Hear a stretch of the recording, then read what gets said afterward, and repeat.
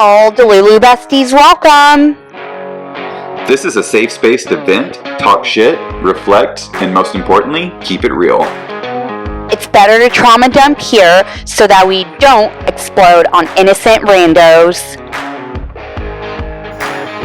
Just admit it, you're bothered.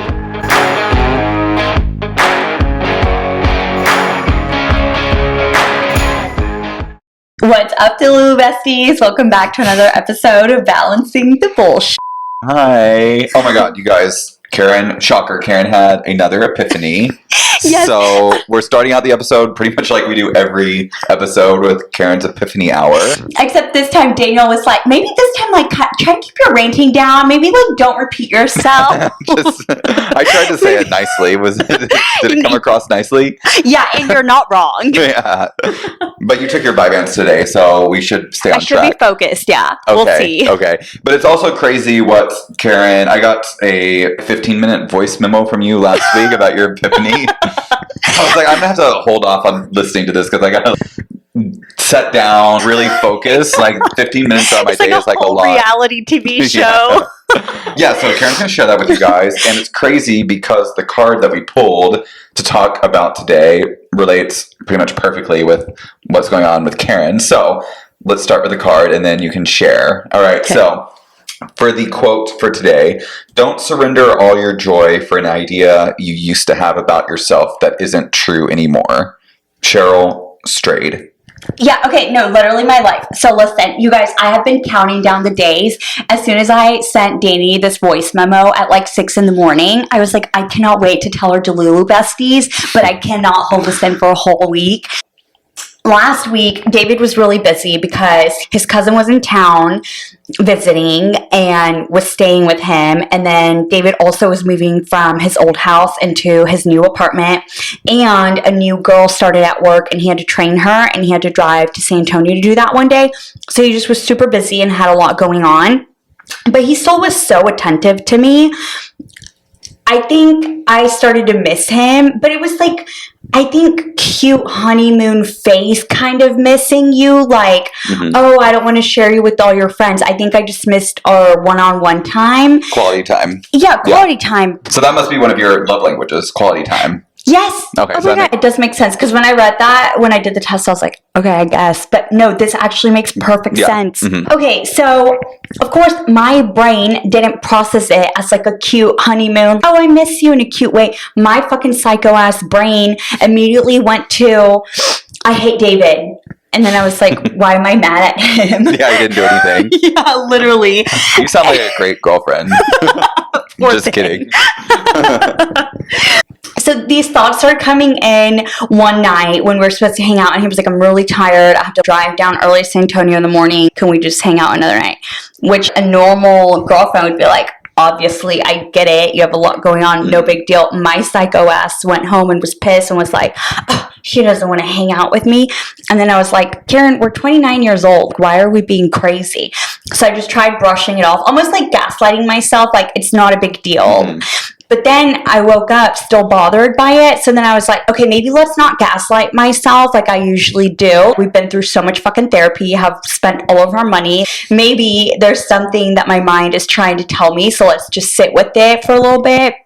And I journaled about it. So I went from the surface level feeling was mad, and then I got a little bit deeper and was confused, and then a little bit deeper and I was like, wait, I'm starting to feel a little bit of sadness, but it wasn't until I sat with it and tried to discover what was going on. So I just ended up texting him. I just was like, is it just me? Am I being crazy, or is something off between us? I keep trying to make sense of it by myself in my head, and it's just not making any sense, and it's starting to make me sad.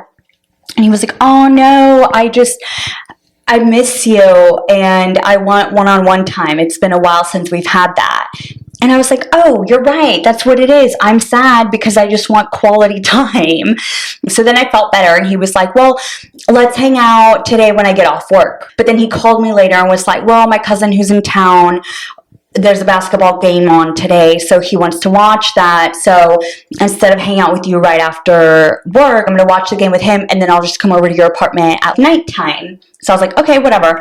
And then an hour later, I was like, you know what? Actually, now that I've had longer to sit with this thought, I actually don't love the idea. I asked for quality time, and you coming over at nighttime when it's time to go to bed is not my definition of quality time, especially right in time for you to just get laid and then pass out. Yeah, that would bother me too. You were vulnerable Right. with him and said, I need this. And he made plans. And then he said, oh, actually, I'm going to do this instead. But then I'll come. It's like you're not a priority anymore. Exactly. Which part of me gets it because he had so much going on that week. But then I was like, at the same time, and I said this to him, I was like, I'm not trying to be complicated or crazy. I understand that you are trying to be there for everybody. Work values you as an employee and they want you to go to St. Antonio train. Your cousin values you. He's in town visiting you. He wants your attention. I value you as a boyfriend. And you're just trying to share a piece of yourself with everyone. But at the same time, I need to be protective of my feelings for the first time in my entire life. And it's fine. I'm not mad at you. I understand that you have all this going on, but I would rather hang out another time when you have time to spend quality time, not when you can just like bone me and then go to sleep. Yeah. So then he called me and was like, I'm so sorry. I do miss you. Scratch that with my cousin. I'm just going to come over and hang out with you. So he came over, and that whole day, I was feeling kind of low energy. When he walked through the door, my face lit up and I could sense myself immediately start to feel better. And then within maybe like 30 minutes, I was totally back to normal. I had a surge of energy come back to me. I know exactly what you're talking about. Something that happens to me, I'm wondering if this happens to you too.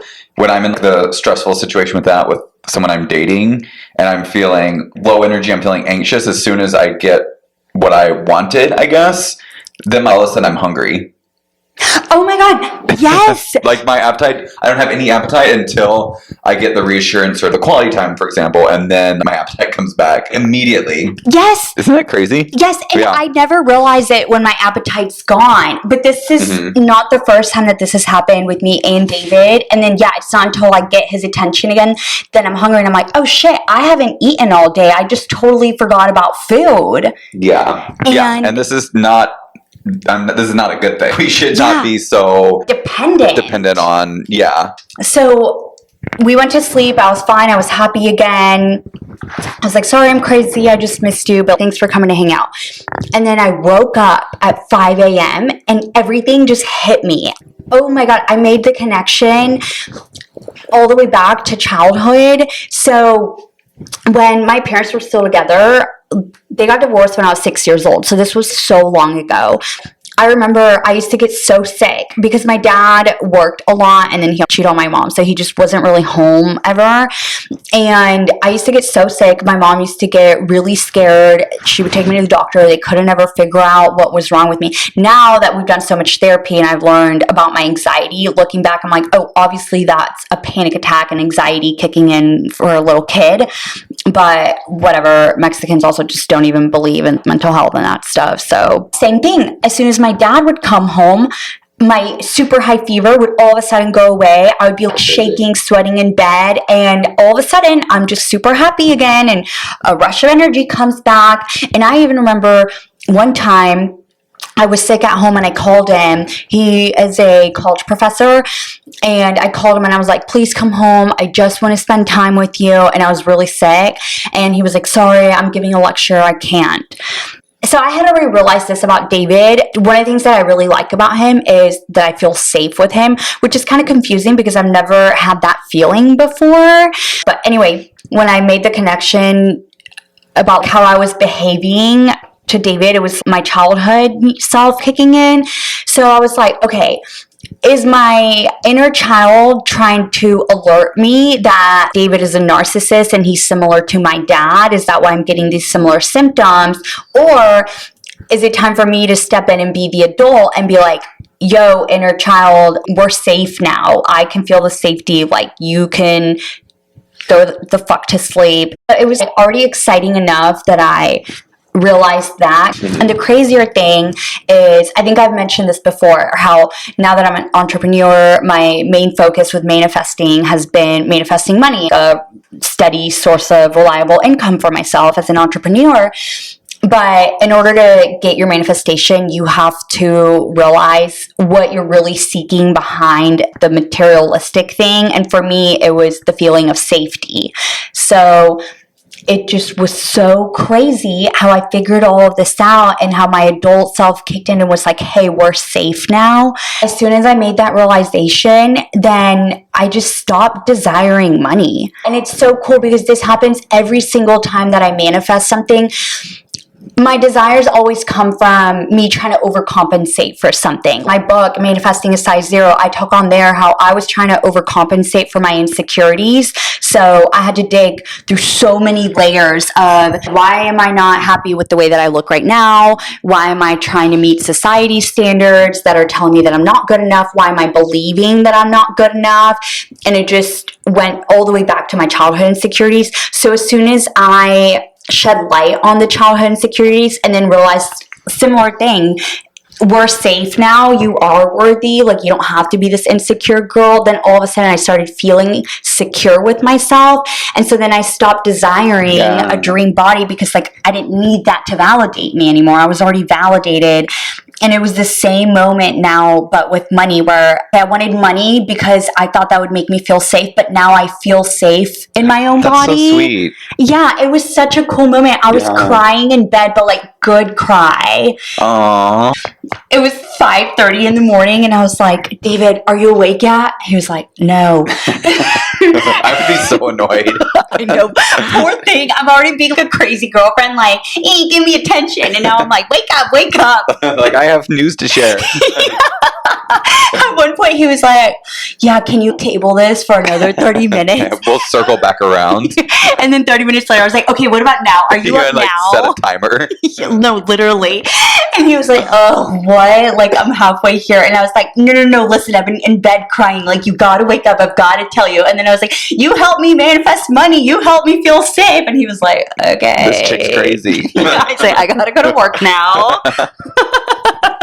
Is that crazy? Yeah. I think that's super sweet too. Thanks. Yeah. So basically the idea is you don't need money anymore to feel safe because you have that with David. Like he's providing you what you were looking for deep down, which actually wasn't money. It was safety. Yes. To summarize. Yes. I love that. The cooler thing though is I didn't get to this moment until I rooted it all the way back to childhood, because I've been dating David for 3 months now. And so I already knew that I was feeling safe with him, but just knowing that wasn't enough to then make me feel safe enough to not want money. Even if David and I say we break up tomorrow, yes, he helped me feel safety for the first time in my entire life.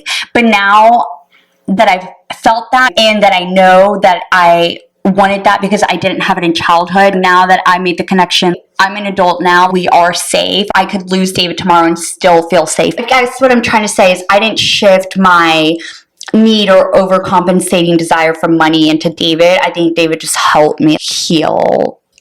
No, it does make sense. Okay. Like you don't necessarily, if he's gone, you're not going to need him to still feel safe. You've learned the lesson. Yes. You've already learned the lesson, and whether he's here or not, you know what's important to you and what you desire. Yes. Yeah. Exactly. And I said that to him too. You helped me heal and manifest this, but also had it not been you, because my main focus has been on manifesting this. If it wasn't through you, if you weren't in my life, I would have found the answer through somebody or something else. Right. The universe would have sent something else along the way. Cool. Yeah. Cool. Okay. And so what's next as far as your relationship with money, now that you know that's not what your true desire is, but obviously it's still important to you. So how do you look at that relationship now? Oh my God. I feel so liberated. Literally every single day, money was on the back of my mind. How am I going to make money? I haven't made money yet. What am I going to do? And now I truly am just not worried. I feel like a huge weight has lifted off my shoulders to just wake up truly present and just excited without this lingering thought behind my head. It's gonna come. Yeah. It's been coming. The thing about manifesting is what you desire, you already have. Mm-hmm. It's just believing that you're worthy of it. And that's kind of when it all clicked for me. I have been unemployed and on this entrepreneur journey for 8 months now. The money has been here the entire time. I don't know how I'm not homeless living on the street. Somehow I'm still paying for my downtown apartment. I'm still traveling. I'm spending all this money on my business. The money's been here. My mind was bogged down with, how am I going to make money?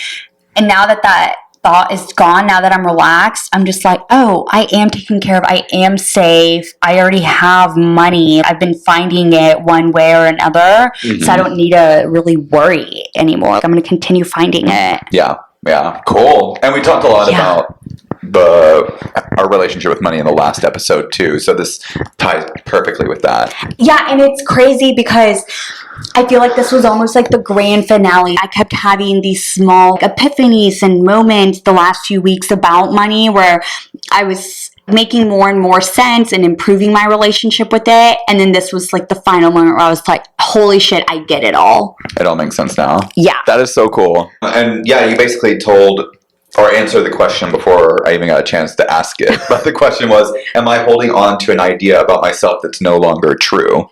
Yeah. Which, was just pretty holding much on to the idea that I wasn't safe from childhood. But realizing I'm safe now. I've got my own back now. Yeah. Also, the idea that money is going to solve all your problems, and that's your main desire. Yes, what I was thinking literally my entire life was, oh, money will make me feel safe. And now I let go of that. Now I am keeping myself safe. Yeah, cool. All right, so the affirmation for anyone who wants to work on this: I won't allow an old story to stop me from writing a new one. Hell yeah. Yeah, you did it. And I think this card, obviously, I feel like a lot of people can relate to what you said with money. There's more there about why you're desiring money too. But this could be about anything also, like you were born and your parents told you need to go into this type of career. That's a story or a belief that they put into your head at a young age. And it doesn't mean it's too late to rewrite that story or change the story. Yeah, what's that saying? Life is 1% reality, 99% the story you tell yourself or what you make of it or something like that. Okay, yeah. Pretty much it's let go of the story that you've been telling yourself. Right, yeah, 100%. For today's episode, we are going to continue asking the get to know you questions from the list that we had last week. And I think the next 2 questions that we're going to start with are kind of tied to what we just talked about, which is relationship stuff, which everyone always enjoys. So the first question is, what is the most meaningful relationship you've ever had? So this can be romantic or not romantic. Okay, this sounds so cliche. It's honestly the relationship with myself, which I'm very proud to say, as dumb and cliche as it sounds, because it's taken me so much work. I've been in and out of therapy my entire life, and that's all been strengthening the relationship with myself and getting to know myself better. And the relationship with myself is what sets the stage for any other relationship in my life.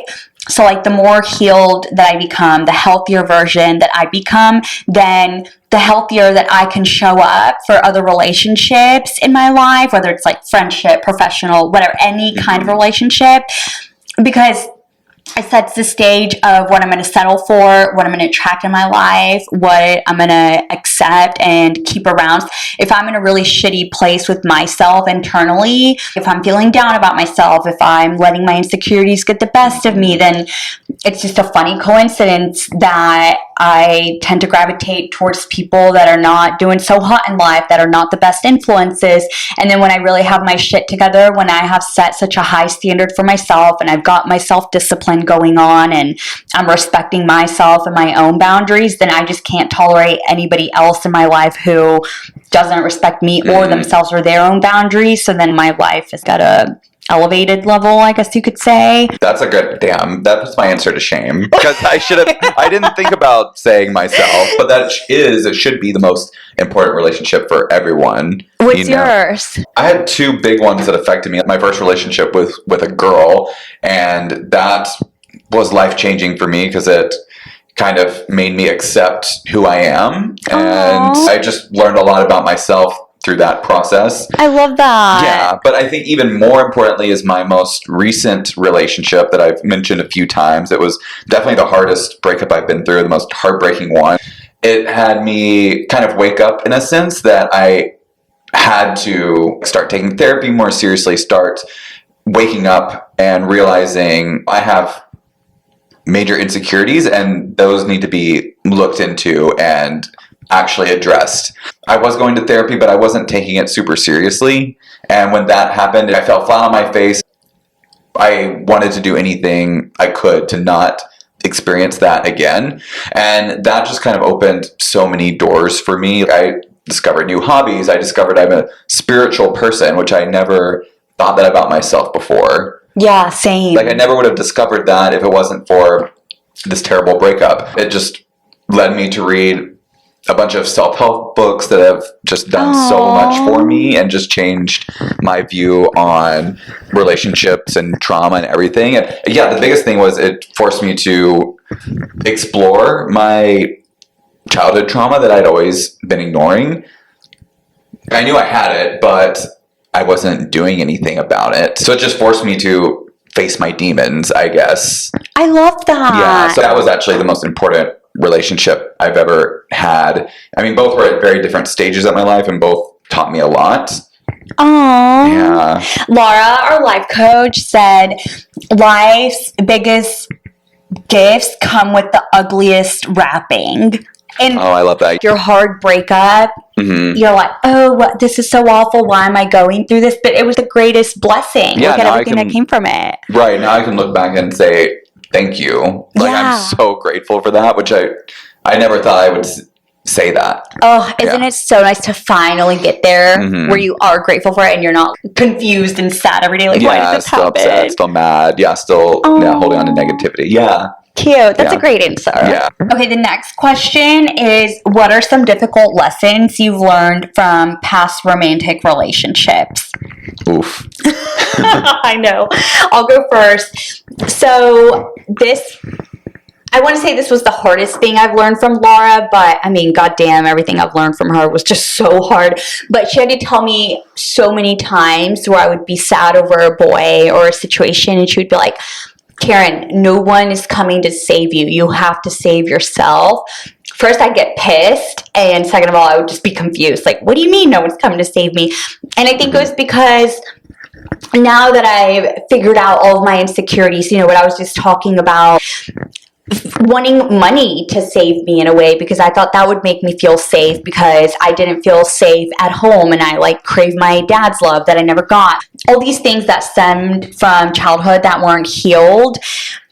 I thought that something outside of myself would heal that, and I put a lot of emphasis and responsibility on romantic relationships. None of this was conscious either, but I just always romanticized relationships and wanting to get into one because I just thought I would dream about, if I'm in love in a romantic relationship, then I'll have this happily ever after that movies sell us, and life doesn't work that way. The answer was to heal myself. And on top of that, now that I am in a healthy relationship, I can easily look back and realize how when I was in a toxic place, wanting to be saved by somebody else, like a relationship, I was not a good match for a healthy relationship. So I literally had to save myself first in order to be a good match for a healthy relationship. So yeah, that was the hardest lesson because that took, literally my entire life up until now to get into a healthy relationship. Yeah.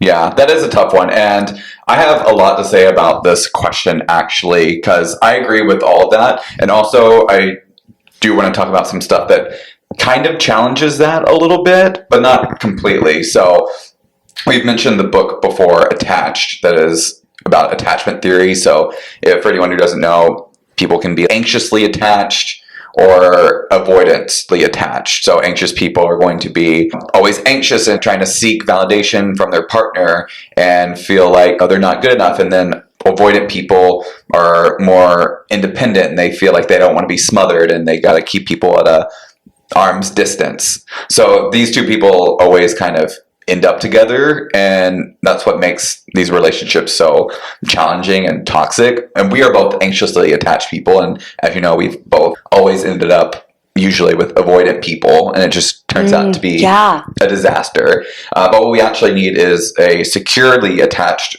partner, which that's someone who just basically doesn't have any of the baggage. Secure people, they'll just be secure with themselves. They're able to provide for you. They don't feel like they are going to be smothered by you. They're going to be reassuring and just make you feel at ease. So that's what everyone should be striving for in a relationship. We live in a society where dependency is frowned upon and independency is praised. Everyone's saying that you should be able to do this all for yourself. Like, you don't need another person to make you happy. Yeah, so that's always been just kind of accepted as the truth. In the 1940s, it was taught that coddling a child would result in them growing up like needy or insecure, and they would always need to be validated, and they'd just be considered a weak person.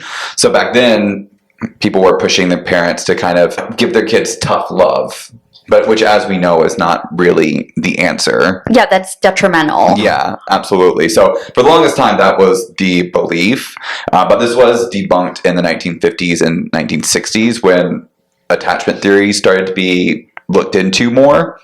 So like anxious attachment, secure, avoidant. Essentially, it is a myth that everyone should be codependent and that your well-being is no one's responsibility but your own. That your happiness should come from within and no one else should be able to disturb that. And that your happiness is not someone else's responsibility and theirs is not your responsibility. So you should be able to separate yourself and keep the focus on yourself. If you develop a dependency in some way, it means that you are deficient in some way and need to work on yourself to develop more confidence. So this is all stuff we've heard over and over again. You need to be strong. You need to be able to make yourself happy. This actually makes so much sense.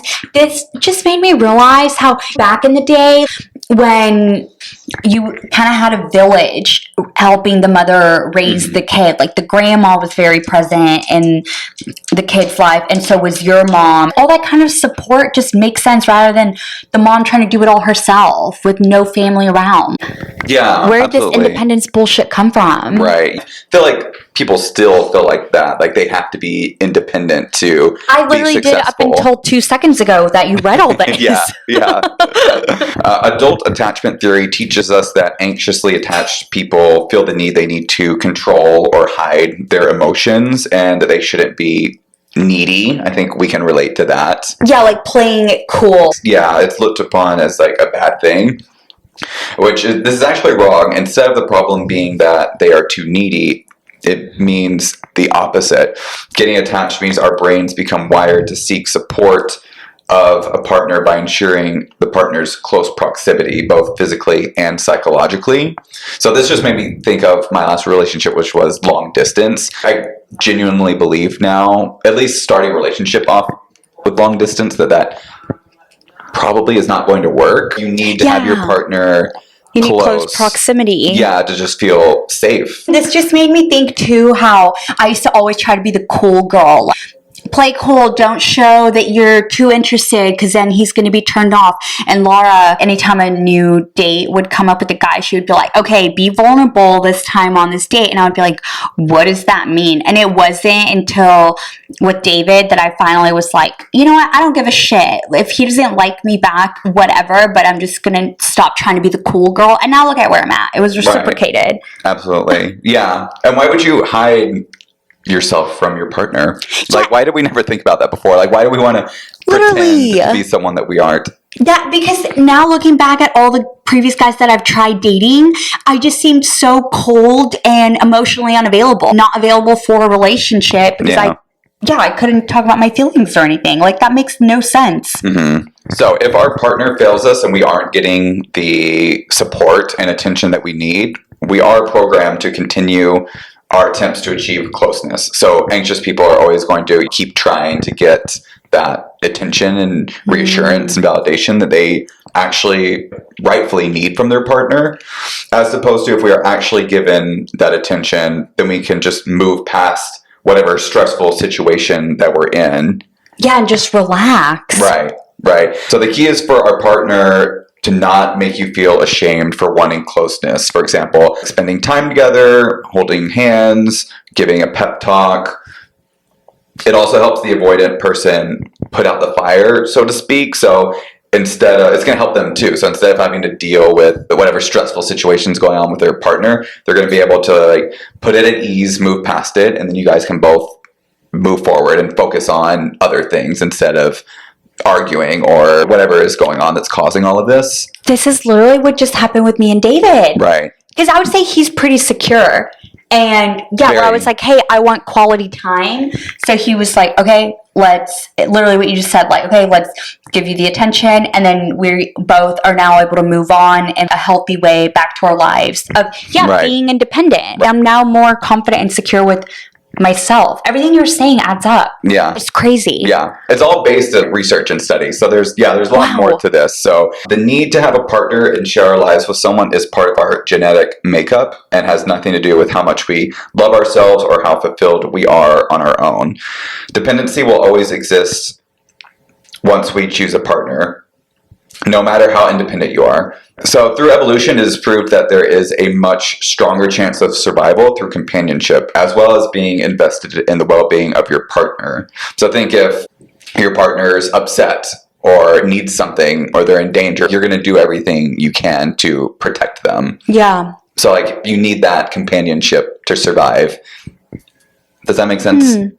This is if we're going back to the Stone Ages, for example. No, it makes so much sense. And even what I was saying, without even a romantic partner, when you have the great grandma and the grandma and everybody raising the kid, but it's just so hard to unlearn. I'm also confused at the same time just because it's been drilled into our minds. Be independent. Don't rely on anybody. Right. But no, this all makes sense. So avoidant people suppress these powerful forces, unlike secure and anxious individuals. Which this made me realize I'm not crazy or needy for just simply wanting my partner's attention. Yeah, that's how I'm feeling. I think we always try to fight it. When we want that attention, then we gaslight ourselves. No, figure it out on your own. And this is making me feel way less crazy. Right. Yeah, so I guess getting back to the actual question was one of the hardest or most important lessons you've learned from relationships. This was a big one, that me being a little bit anxious and needing reassurance and just attention from my partner is not a bad thing. Yeah, you're validated. Yeah, absolutely. Okay, I thought this part was important. This does not mean that we need to be joined at the hip with our partner and give up other aspects of our lives. It actually means the opposite, which is confusing to understand at first, but how can we act more independent when being dependent on our partner? It doesn't really make sense logically. Yeah. But the ability to step out into the world and go for what we want is easier when you have someone beside you to count on and someone who supports you. You know what? That even makes me think of somebody who kind of had to raise themselves, maybe didn't have parents available. There's kids that go out and raise themselves at 16 years old. They leave their parents because their parents just weren't present in their lives. They don't have parents to fall back and rely on. They're always on survival mode and grinding, just trying to make it. Versus think of somebody who was super sheltered, always has their parents to fall back on, even in adulthood. That kind of a kid is way more confident and can just go through life in a much more easeful way versus the other person. Yeah. I'm not saying there's anything wrong with someone who had to grow up and fend for themselves. I think that does build a very strong person, but like you said, they are going to be always kind of a little guarded and living in fear. Yeah. So the whole premise of this is if you want to take the road to independence and happiness, find the right person to depend on and travel down it with that person. So I think this kind of challenges what you were saying a little bit, you had to figure out everything for yourself first before you got into a relationship. I still think both things can be true. Me being a healthy match for David is in a totally different sense than what we're talking about. I think maybe just the way we live our lifestyles and we both can set boundaries now and communicate. I'm a healthy match for him that way. But in this way, I agree. I think we're only a good match because he's secure. Yeah. And I think going back to what you said before about needing your time to work on yourself, yeah, that is important. And once you get to the point where you can recognize, like, oh, this is an avoidant person that I should not be pursuing, versus, oh, this is a secure person who's making me feel safe and secure and everything, you're able to better navigate that, and you're able to pursue people who you know are actually good for you. And a lot of people can't do that because they haven't taken the time, like you said, to do the work on themselves. It's not something that just gets cured out of nowhere. So basically, this whole idea that we can do better with a partner, like a secure partner, was kind of proven with a test that was called the Strange Situation Test. And essentially what this test was, a parent and their child are in a room with a bunch of toys. When the parent's there, the child's curious, playing with the toys, and more confident. If the parent left the room, the child is immediately distraught, crawls towards the door and is crying for their parent. They're no longer interested in the toys. They just want their parent back. Even though they weren't paying attention to their parent while their parent was in the room, they were still playing with the toys. But as soon as the parent leaves, they're missing them. They're wanting them to come back. And then once the parent does come back, then the child embraces them and then goes back to playing with the toys. So it just goes to show, just having the presence of the parent there, the child is confident in a setting that's not familiar with them, and they're confident to go play with the toys. No, I'm shook. This makes so much sense. I can't believe this isn't talked about more. Right, yeah. And I mean, it's the same thing in adulthood. If you have your partner there supporting you, you're going to be more confident to go out into the world and succeed. You're going to be able to be more creative, more confident. This is crazy. Right? Yeah, that was very eye-opening when I heard that. Yeah. Whoa. I feel like this just healed me. Right? Everyone needs to read this book. It's crazy. And I don't know, I feel like this could be controversial because there's so many people out there that think, oh, you don't need anyone. And I'm not saying you do need a partner. You're perfectly capable of doing all of this without a partner. But if you do have a partner and they are not the right match for you, like you're anxious and they are avoidant, I think it's 100% going to be harder to do it that way as opposed to if you had a secure partner, or even if you were by yourself.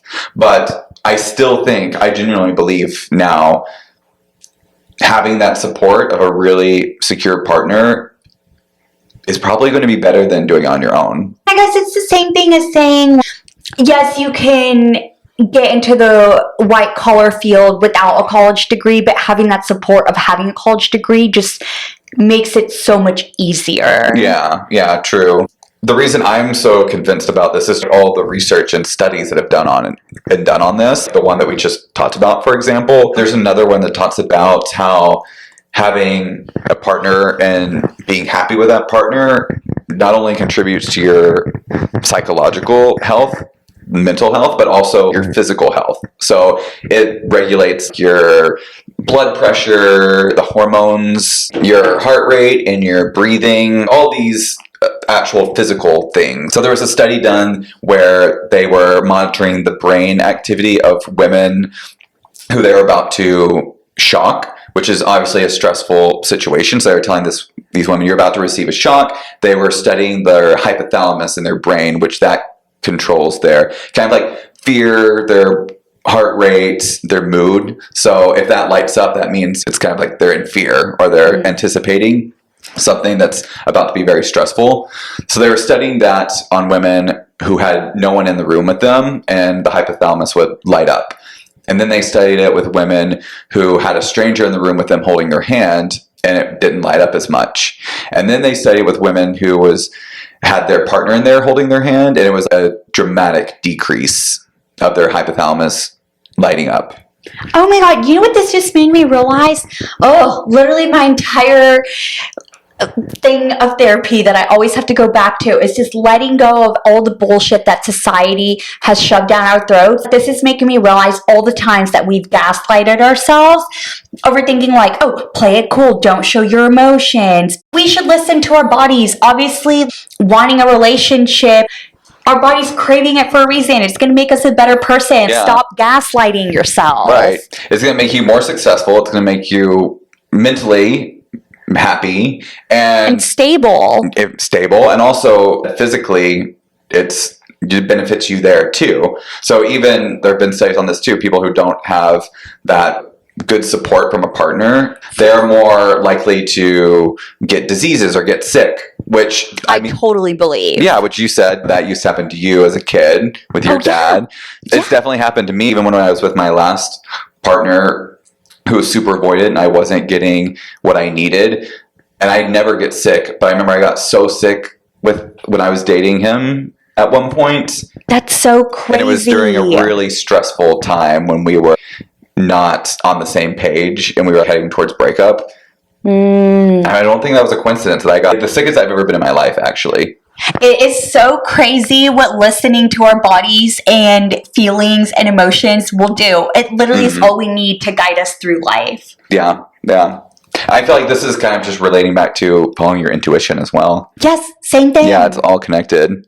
Even when at first I was pissed at David and then confused and then sad, it was following my emotions, which not only made my relationship with him stronger, it then helped me heal all the way from my deep-rooted childhood trauma. It then helped me manifest money. Literally, just fucking follow your body and your emotions. Yeah, yeah. Which is really hard to do that. It's hard to just tell people to do that, and it takes a lot of work And practice. to get there, and a lot of practice. Yeah, because you're gonna be convinced of something. It's much at some easier to point. gaslight yourself. Yeah, absolutely. Okay, the next thing I want to talk about is some symptoms of anxiously attached people to see if we have done them in past okay. relationships or not.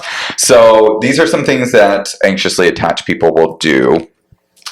Number 1, excessive attempts to reestablish contact. Yup. You did that? I Yep. feel like I did that too, right? Like double texting or blowing them up or Or when the guy has made it clear that he's not interested in me, where I should just walk away, then I'll text him again or call him again. yeah, And then I just get rejected all over again. right. And or then I like, try again. yeah. Or find an excuse to reach out again. Yes. To kind of weasel your way back in. That's Yes. what I would do. Same. Yeah. I mean, I would not be caught dead doing that now, but like that's definitely something I used to do. Withdrawing, like going silent. Yup. I did that to a lot see if he too. would then reach out.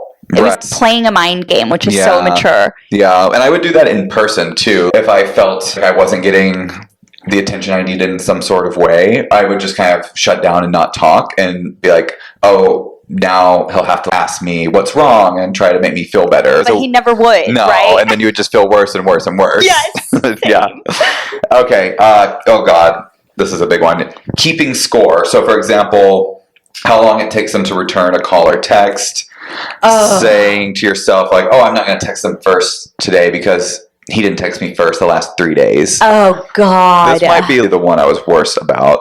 Yeah, same. That's probably one of my top ones, if not the Yeah, top like keeping one. score on everything. Oh, he took an hour to text back. Well, I'm going to take an hour and a half. Oh my God, yes. It's so nice with David. We'll text each other back within seconds. No games. Yeah. Okay, God, that's a bad one. Acting hostile, so eye rolling, looking away, leaving the room. And it still wouldn't work. No. I'd be like, are you going to come chase me? Hello? Yeah, like you're doing it as a way to make them come to you and try to make you feel better. But again, they don't. And then you No. go worse. Yep. I was bad about that too. Anytime I didn't feel supported or like I was getting the attention I needed, I would turn it would eventually lead to a fight. Did you do that? No, Like, because to I turn feel like into the an argument? guys didn't even care to fight with me. Oh, really? Oh, it would always turn into I would make it into an argument. I would keep trying and keep either acting hostile or keep withdrawing until it just blew up. No, I didn't even get enough attention from guys to let it turn into a fight or to blow up. They literally Okay. gave 0 fucks about me. I don't know who is worse then. That's pretty shitty for both of us. Threatening to end the relationship. Yup. You did that? Yeah, especially with Don, the guy that I met on the boat. Mm-hmm. I'd be like, you don't care about me. This isn't going anywhere. We're done. And he'd be like, okay. And then I'd come back a few months later and be like, hey, do you want to try again? Oh man, you were down bad. Oh, God. This is actually one that I didn't do that much because I was so insecure about losing them that I didn't even want to put it out there that the idea of breaking up. Does that make Really? sense? Yeah, I was too scared to even suggest that because I didn't want them to say okay. No, I definitely will in the moment, but then I'll go back on my word. Yeah. With my last relationship, I did do that. I was like, let's just end this. I'm never going to be a priority to you. And then when he agreed, I was like, no, wait, I didn't actually mean You're like, that. wait, what? Yeah. And then you so I did that. go back like, just kidding. Well, he did say yes, and then the next day I did go back and I was like, well, this isn't really what I want. See, so yeah, that's what I that was the would only do. time I've ever done that, though. Oh no, I would do this even with guys I wasn't in relationships with. Guys I'm just dating. Oof. Okay, manipulation, such as pretending to be busy, saying that you have plans when you don't, or purposely taking a long time to reply to make them think. Mind games. Definitely taking a long time to reply. Yeah, we kind of already talked about that one. I guess it's different for everyone, but it doesn't have to be those examples that we just used. But I feel like, yeah, I was definitely manipulative with exes. Yeah. Yikes. Okay. Trying to make them feel jealous, talking with your ex, going out with single friends, or talking about someone who hit on you. Yep. You did on that? Or Definitely someone who hit on me to try to you get would like try to make them their jealous in that way? attention. Yeah. And again, I don't think it ever worked. I don't think they cared. No. Like, that's cool. You should go talk to him. Oof, that's even worse. I know. Okay. God, this is all making me realize how nice it is that I finally don't have to play games with David. Right? Like no stress. It's just You could just be straight natural. up You and don't it's have to reciprocated and Yeah. respected. yeah, crazy concept. Literally. So, okay. Essentially, there is a gravitational pull between anxious and avoidant people. So, they always kind of seek each other out because it reaffirms what they already believe about themselves. So, for example, avoidantly attached people have this perception that they are strong and independent. So, it is confirmed when their partner wants to pull them in closer than what they are comfortable with. I don't get it. An avoidant person, they see themselves as strong and independent, and anyone else is going to disrupt that. And it's going to be too needy, and they're too independent. They don't want to handle all that. And so when they're with an anxiously attached person who does make them feel like they're being too needy, then that just kind of reaffirms what they already believe about themselves. Oh, that's crazy. Wait, Yeah. that makes so much sense. Oh my God, Noah from San Francisco. Okay. He was like, I just can't give you all this time and attention that you need. And he was very narcissistic, full of himself, super independent. And that makes sense because it was feeding his ego like, oh yeah, I'm independent. They don't want to see anything else. They're like, this is who I am. Oh my and God. you just proved it. So it makes so it kind of interesting. yeah, in their mind it confirms what they believe. Holy shit. Okay, this goes back to manifesting. How really all manifesting is, it's just clearing up these deep-rooted stories that you're telling yourself. Mm-hmm. So if Noah were to go dig deep into his childhood, clear up that story and realize, okay, what trauma am I avoiding that then caused me to start telling myself this story so I could avoid this deep-rooted issue? Once he clears all of that up and he lets go of that, then he's no longer carrying this need everywhere that he goes to prove through relationships that he is this independent person. He needs to reaffirm that. So then he stops manifesting that. Yeah, he stops bringing that into his life. Yeah, that's literally what manifesting is. Yeah. And then the door is going to open to a much healthier relationship. Yeah, and then after that, he can then just recreate a new story, a healthy story. Mm-hmm. Yeah. Huh. Wow. Yeah. What a wild concept. Crazy. I can't believe more people don't talk about this stuff. I know. When I say it out loud, that makes so much sense. It's so obvious. Yeah, so it's such common sense. Why are we so set in the belief that... It's like, where did society come up with all of these bizarre stories that we all believe? Like, be independent. Yeah. Fuck that. Right. Yeah, it's not wrong to want love and support and companionship. Yeah. That's crazy to me. I'm shook. Yeah.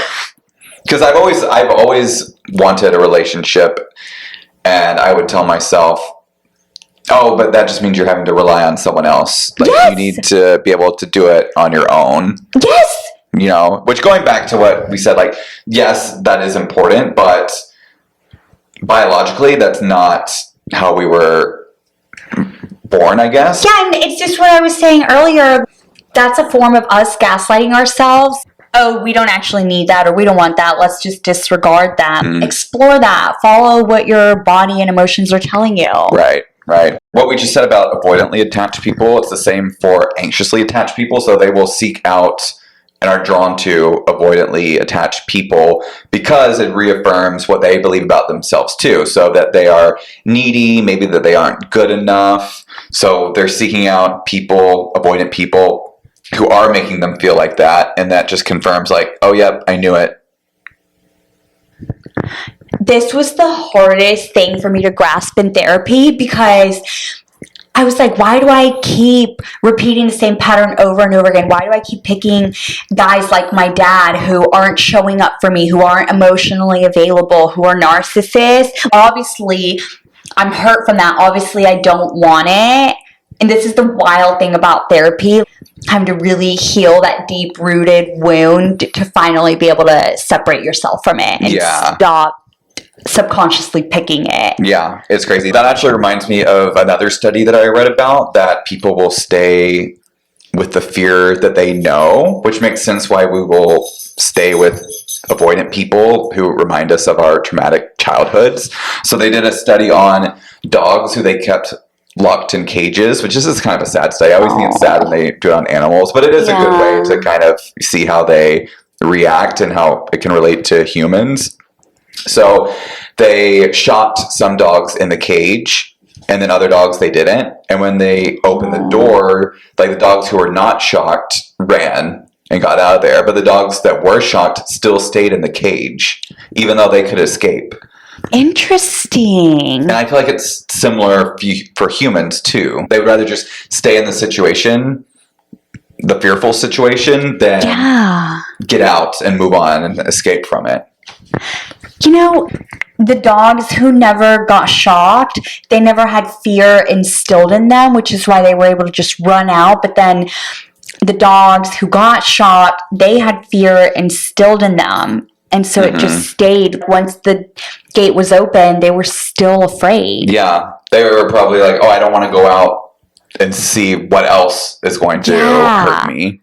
That's so interesting. Yeah. And I feel like we do that as humans too with relationships. 1000%. So we just stay with what we know. We know, okay, this sucks. I've been through this before, but I know I can handle it, and I'm just used to it. So you stay with it. Oh my God. And you know what? This also goes back to how when I had that epiphany about David and how I related it back to my childhood wounds, I think a part of it was my inner child being uncomfortable because we're finally in a new situation that it's not familiar with. And so that was my inner child trying to protect me, like, hey, we don't want to become even more afraid and wounded than we already are. So let's just go back to what we already know, which is the mistreatment. Right. We don't even accept that there could be something better. Yeah, because we're too afraid. Yeah. Crazy. Oh my God, that's sad. I know. What we're saying obviously makes a lot of sense, but to actually put in the work and overcome that fear and allow yourself to be in a new situation, it's way harder. Yeah. I know we've been talking a lot about you can be more successful with a partner, but also you have to do the work for yourself to be able to even choose that right partner. Yeah. Yeah. And it's real work. We're aware that this is way easier said than done. Right. But you're worth it. You are worth it. So I think our main takeaway from today is people who do have an anxious or even avoidant attachment style, don't feel like you are wrong for feeling and acting the way you do in relationships. There is a reason you're acting that way. Just be kinder to yourselves. And the key is not to cure your attachment style. It's to find a partner that is secure and actually supports you and can put you at ease and not make you feel crazy or needy, or not make you feel, if you're avoidant, make you feel smothered. Yeah. In other words, my piece of advice to wrap this all up is don't gaslight yourself. So, for example, if you actually have feelings, stop trying to play the cool girl or guy. Just be open and honest about your feelings. Like how I just was like, hey, David, I'm sorry, I don't know if I'm being crazy, but what's going on? And either it'll be a good turnout where you'll realize, oh, this guy is secure, which is a good match for me because like David helped me figure out my own emotions and he showed up for me. Or the guy can just show that he's not interested. And then that's a message for you as, hey, this isn't the guy for me. Yeah, nothing bad is going to come from being vulnerable and being honest with your partner. If they give you an answer that shuts you down, then you have your answer. Yes. And then you can get out of that toxic situation. Mm-hmm. Which again is easier said than done because that's happened to all of us and we still stay. It just takes practice, a lot of practice. Yeah.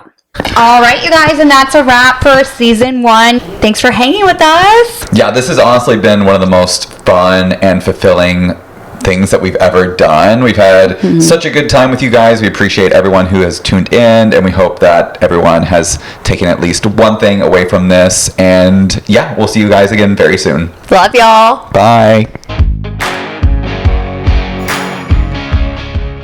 Listen up, Delulu besties. If you want to learn all about manifesting and become a master at attracting anything you want in your life, check out my virtual manifesting masterclass, karen-rico.com/shop, or click on the link in the show notes. And if you want to watch us podcast every week, check out our YouTube channel, Balancing the Bullshit, or click on the link in the show notes.